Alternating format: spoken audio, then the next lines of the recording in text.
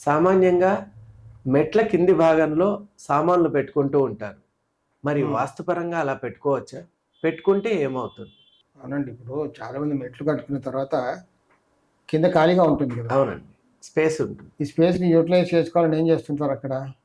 మనకు gas stove పెడతారు, అవును. సిలిండర్స్ స్టోర్ చేసుకుంటారు. అవును. ఇంట్లో ఉన్న చెత్త చెదారం సామాన్లను తీసుకొచ్చి దాని కింద పెడతారు. అవునండి. మరి కొంతమంది అవతల పక్క గోడ కట్టి ఇటు పక్కన 2 డోర్లు చేసి దాన్ని స్టోర్గా కన్వర్ట్ చేస్తారు, లాకింగ్ లాక్ చేసుకుంటారు. అవునండి. మెట్ల కింద ఎప్పుడు కూడా ఎట్టి పరిస్థితుల్లో ఏ సామాన్లు పెట్టుకోకూడదు. ఓపెన్గా ఉండాలి కింద.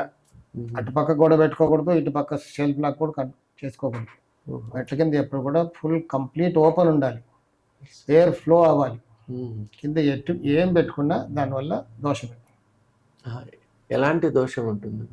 ఇంట్లో దొంగతనాలు అవుతుంటాయి, ఎక్కడో మీరు ఏదో పోడగొట్టుకుంటారు, ఆరోగ్య సమస్యలు, ఇలాంటివన్నీ కూడా మొదలవుతాయి. పెట్టుకోకూడదు.